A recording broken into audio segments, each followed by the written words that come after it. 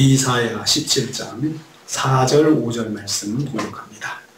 이사야 17장 4절 5절 말씀 같이 봉독합니다. 그날에 야곱의 영광이 쇠하고 그의 살진 몸이 파리하리니 마치 축소하는 자가 곡식을 거두어 가지고 그의 손으로 이삭을 댄 것 같고 르바임 골짜기에서 이삭을 주운 것 같으리라. 아멘. 아멘. 오늘 말씀은 이제 북이스라엘의 패망과 남겨진 자들에 대해서 말씀하는 것을 내용으로 하고 있습니다.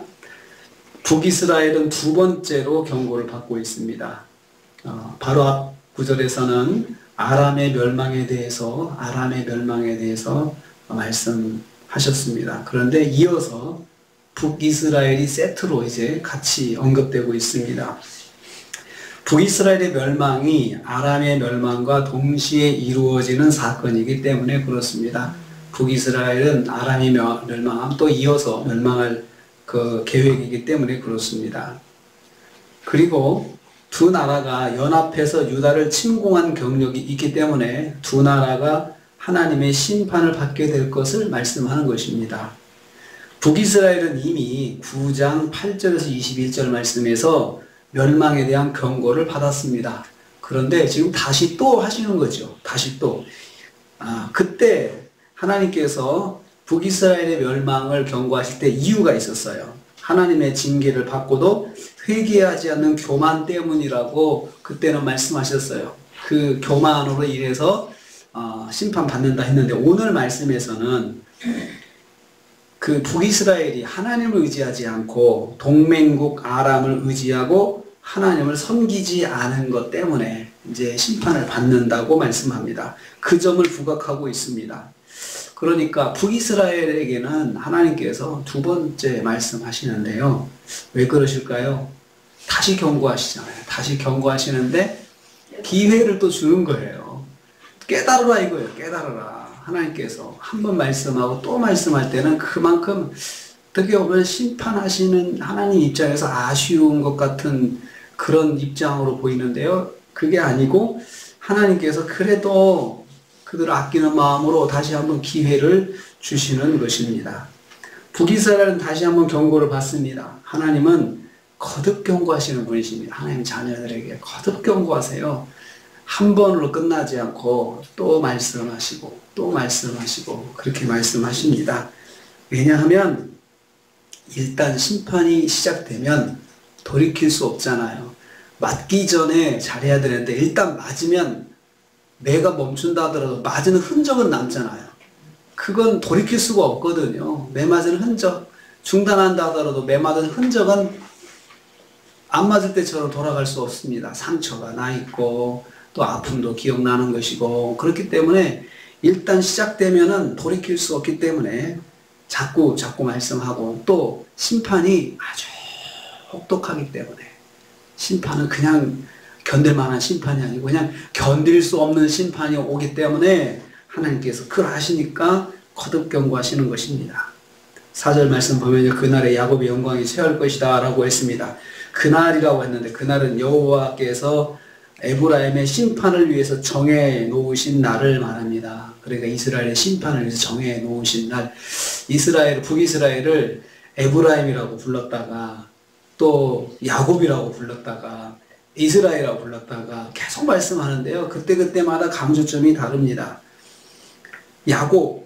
야곱이라고 했습니다. 여호와께서 정해놓으신 날이 이스라엘에게 있음을 강조하고 있습니다. 하나님만 아시는 심판의 날이 있음을 말씀합니다. 만약에 날짜를 지정하면은 사람들이 그때 가서 조금 더 이제 진지하게 듣겠지만 그때 가서 또 생각을 아주 위선적인 그런 회개를 하는 사람도 있을 것이에요. 그렇기 때문에 그렇게 하지 않고 하나님만 심판의 날짜를 알고 경고만 해 주시는 것입니다.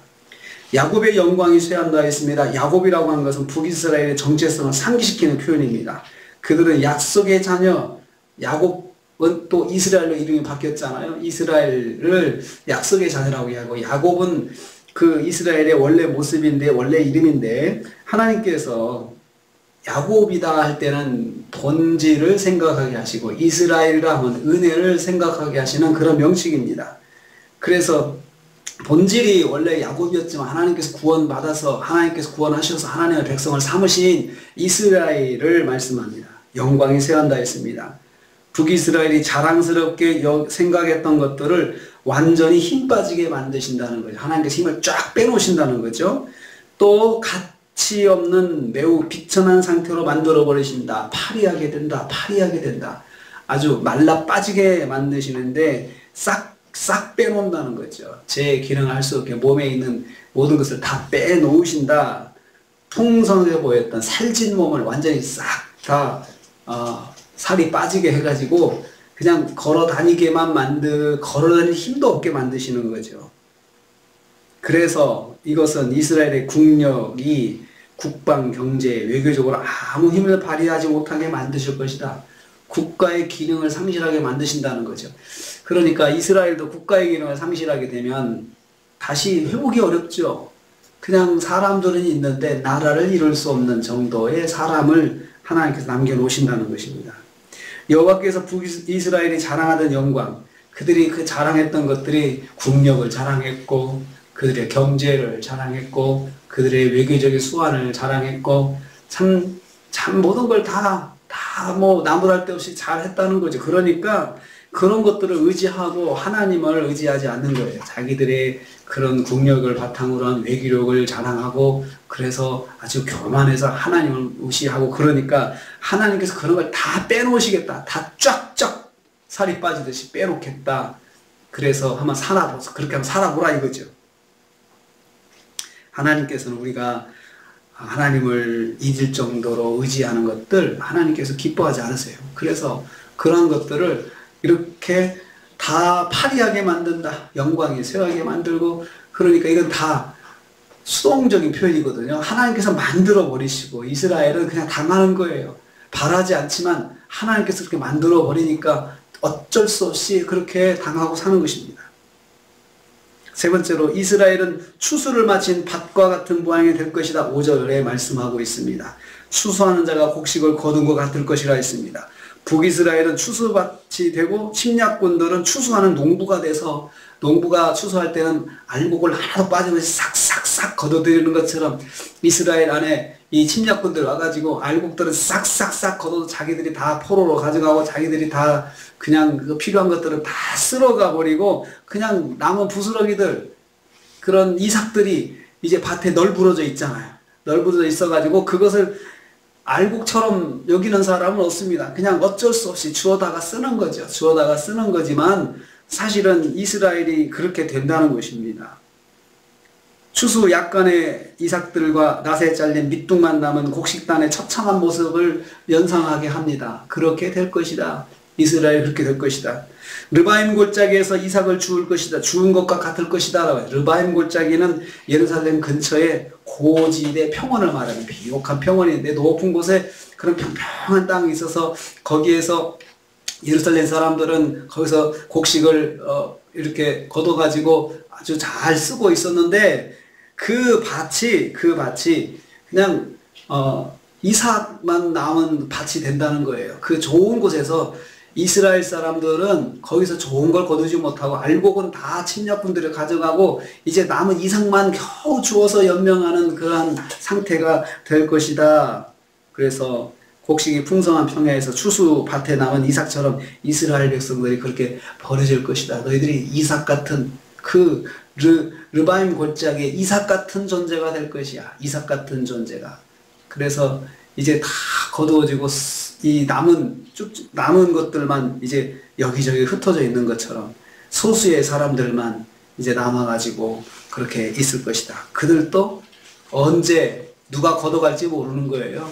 그 남은 이삭도 가만히 놔두지 않잖아요. 와서 지나가던 사람들이 나그네가 주워가기도 하고 또 어떤 사람이 와서 주워가기도 하고 또 때로는 새들도 와가지고 몰려와서 지나가던 철새들이 그냥 몰려와서 싹싹싹 주워먹기도 하고 그냥 아무나 와서 주워가는 이삭이 되는 거예요. 그런 비참한 상태의 이스라엘이 될 것이다. 이건 비유적으로 아주 비참한 표현입니다. 그런 존재, 누가 와서 주워가도 누가 뭐라고 하는 사람도 없고 와서 쪼아가도 누가 뭐라고 저항하는 사람도 없고 그 정도의 상태가 될 것이다. 하나님은 이스라엘이 추수밭의 곡식처럼 심판을 받게 할 것이다. 그렇게 말씀하셨습니다. 그 이스라엘의 심판에 대해서 아주 생생하게 말씀을 해 주시고 있습니다. 이제는 좀 더 생생하게 그들이 이렇게 된 것은 하나님을 의지하지 않고 아람과 동맹을 맺어가지고 하나님의 백성들 또 공격하고 또 자기 스스로도 하나님을 떠나면서 하나님을 의지하지 않는 거기에 대해서 그러한 죄악에 대해서 하나님께서 기억하셨다가 심판하신다는 것입니다. 그래서 심판하시기 전에 미리 경고를 해 주시는 거예요. 그러면 어떻게 해야 되는 것입니까? 귀가 있다면 주여 잘못했습니다. 이러면 되잖아요. 이런 심판을 주신다고 하는데 주여 정신 차리겠습니다. 잘못했습니다. 제가 다시는 그러지 않겠습니다. 하고 니느웨처럼 온 백성이 금식하면서 하나님 앞에 엎드리면 살 기회를 주실 텐데 그렇게 하지 않은 거죠. 다시 기회를 주셔도 역시 귀 있는 자는 듣고 귀가 없는 자는 듣지 못하는 것인데도 불구하고 하나님께서 그렇게 하시는 이유는 뭘까요? 그래도 그 가운데 하나님의 말씀에 귀 기울인 사람들이 있을 것이기 때문에 그래서 그렇게 그 사람들을 위해서 하나님께서 그렇게 하시는 것입니다. 오늘 말씀은 또다시 경고하시는 하나님, 또다시 경고하시는 하나님. 내가 듣고 잊어버린다든가 무시하고 지나가더라도 또다시 제 어깨를 두드리시면서 얘야 다시 말씀해 주시고 그런 하나님의 헤세드가 여기 있습니다. 이스라엘 백성에게는 하나님 백성 이런 헤세드가 있습니다. 또다시 말씀해 주시면서 기회를 주시는 것.